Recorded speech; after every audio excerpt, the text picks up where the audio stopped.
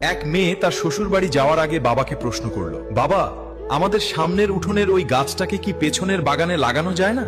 তখন মেয়েটির বাবা তাকে উত্তর দিয়ে বলল, ওই গাছটা হলো 4 বছরের পুরনো একটা গাছ, এটা এখন অন্য কোথাও লাগানো একদমই সম্ভব না।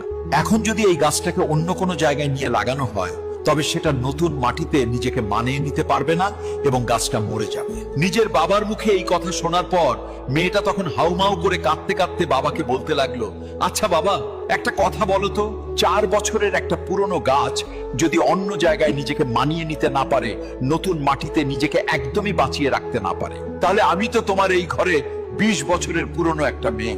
আমি তো কোনো সামান্য একটা গাছ নই বাবা, আমি তো তোমারই মেয়ে।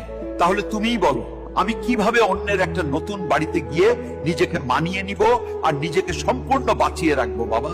মেয়ের মুখে এমন একটা কথা শোনার পর তার পরিবারের সবাই যেন একদম অবাক হয়ে গেল, আর তার বাবা অঝরে হাউমাউ করে কাঁদতে লাগলো। আসলে আমরা ছেলেরা মেয়েদের জীবনটাকে যতটা বেশি সহজ বলে মনে করি, তাদের জীবনটা কিন্তু ততটাও বেশি সহজ নয়, অনেক কঠিন। তাই আমি এই পৃথিবীর প্রত্যেকটা ছেলেকে বলবো, আপনারা সবাই দয়া করে মেয়েদেরকে মন থেকে সম্মান করতে শিখুন এবং তাদের ভালোবাসুন।